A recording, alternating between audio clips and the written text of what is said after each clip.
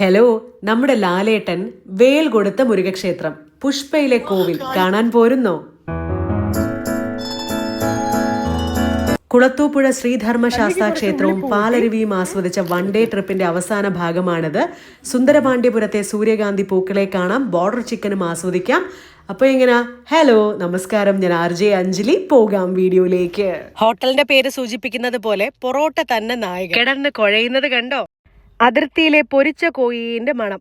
ഇത് border chicken കിട്ടുന്ന കടയാ. ഈ രുചിക്ക് അതിരുകളില്ല.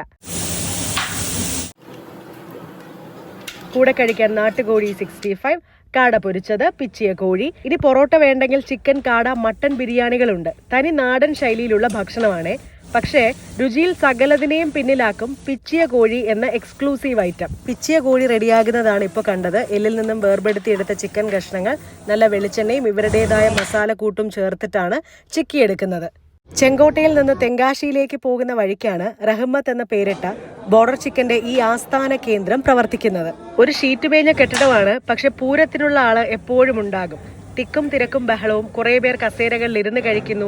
അവർ എഴുന്നേൽക്കുന്നതും കാത്ത് പിന്നിൽ നിൽക്കുന്നവർ ഒരുപാട് പേരുണ്ട്. പാഴ്സൽ കൗണ്ടറിന് മുന്നിൽ കൂടി നിന്ന് ബഹളം വയ്ക്കുന്നവർ അതിലേറെയുണ്ട്. തയ്യാറാക്കി വെച്ചുകൊണ്ടിരിക്കുന്ന ചിക്കൻ വിഭവങ്ങളുടെ ക്വാണ്ടിറ്റി കാണുമ്പോഴേ ഇവിടെ എത്തിച്ചേരുന്ന ആളുകളുടെ എണ്ണം ഏകദേശം ഊഹിക്കാമല്ലോ. ക്ഷീണം കാരണം നമ്മുടെ മാംഗോ ഇറങ്ങിപ്പോയി.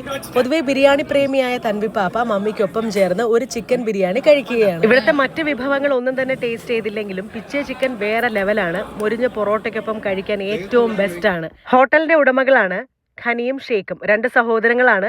42 വർഷം മുൻപ് അവരുടെ പിതാവായ മുഹമ്മദ് ഹസൻ തുടങ്ങിയ ഹോട്ടലാണ് റഹ്മത്ത്. അന്നത്തെ അതേ രുചിക്കൂട്ടിലാണ് ഇപ്പോഴും തുടരുന്നത് എന്ന് ഖനി പറയുന്നു.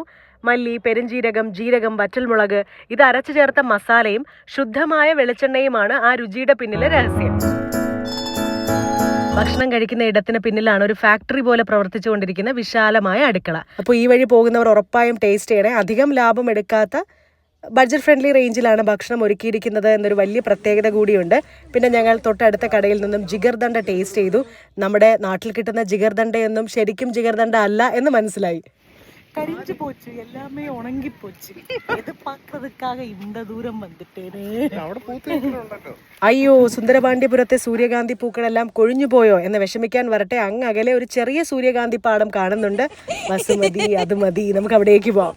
കുറ്റാലത്ത് നിന്ന് നേരെ സുന്ദരപാണ്ഡ്യപുരത്തേക്ക് പോവാം. സാധാരണ കുറ്റാലം പോയാൽ അവിടെ നിന്ന് നേരെ അംബാസമുദ്രമാണ് പോകാറ്. പക്ഷെ റീൽസിലെല്ലാം സുന്ദരപാണ്ഡ്യപുരം ഇങ്ങനെ നിറഞ്ഞു നിൽക്കുമ്പോൾ ഈ റൂട്ട് പിടിച്ചു. ചെറിയൊരു സൂര്യകാന്തി പാടം മാത്രമാണ് കണ്ടതെങ്കിലും അത് വളരെയധികം മനസ്സിനെ കുളിർമ നൽകുന്ന ഒരു കാഴ്ചയായിരുന്നു. തെങ്കാശിയിൽ നിന്നും 13 കിലോമീറ്റർ യാത്ര ചെയ്താൽ സുന്ദരപാണ്ഡ്യപുരം എത്തും. ചോദിച്ചു പോയപ്പോഴാണ് അറിയുന്നത് സൂര്യകാന്തി പൂവൊക്കെ വിളവെടുപ്പായി കാണുമെന്ന്. പക്ഷെ പ്രതീക്ഷ കൈവിടാതെ മുന്നോട്ട് പോയത് നന്നായി. ഒരുപക്ഷെ പോയില്ലായിരുന്നെങ്കിൽ തീർത്താൽ തീരാത്ത നഷ്ടമായേനെ എന്ന് തോന്നിപ്പിച്ചു കളഞ്ഞു.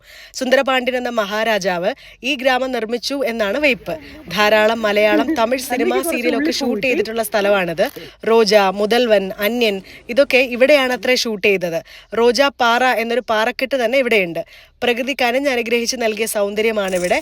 വീശിയടിക്കുന്ന കാറ്റ്, കണ്ണെത്താത്ത ദൂരത്തോളം കൃഷിപ്പാടങ്ങൾ, നെൽപ്പാടങ്ങൾ, തെങ്ങിൻ തോപ്പുകൾ, വാഴത്തോട്ടങ്ങൾ, പൂപ്പാടങ്ങൾ, പച്ചമുളക്, സൂര്യകാന്തി, ചോളം, വിളവെടുത്ത സവോള, ചെറിയ ഉള്ളി, ഉരുളക്കിഴങ്ങ്, കടുക്, കുളങ്ങൾ, ആൽമരങ്ങൾ, ചെറിയ ക്ഷേത്രങ്ങൾ, അങ്ങനെ ഒരുപാട് നയന മനോഹരമായ കാഴ്ചകൾ ഇവിടെ നിങ്ങളെ കാത്തിരിക്കുന്നു.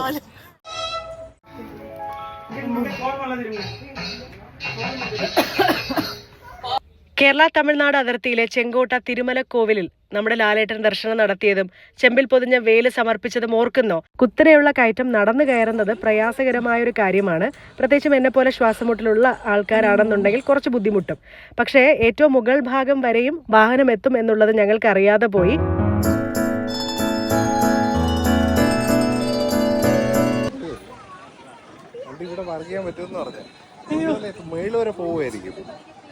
വണ്ടി കിടക്കണ മുകളില് ദ്രോഹി. അധികം പ്രയാസപ്പെടാതെ ക്ഷേത്രാങ്കണത്തിലേക്ക് എത്താനുള്ള സാഹചര്യം അതുകൊണ്ട് തന്നെ നിലവിലുണ്ട്. പശ്ചിമഘട്ടത്തിന്റെ മനോഹരമായ താഴ്വരയിൽ ഒരു കൊച്ചു കുന്നിന്റെ മുകളിൽ തല ഉയർത്തി നിൽക്കുന്ന ചെങ്കോട്ട തിരുമലൈ കോവിൽ പ്രകൃതിയെയും ആത്മീയതയെയും ഒരുപോലെ ഇഷ്ടപ്പെടുന്നവർക്ക് ഒരു പറദീസയാണ്.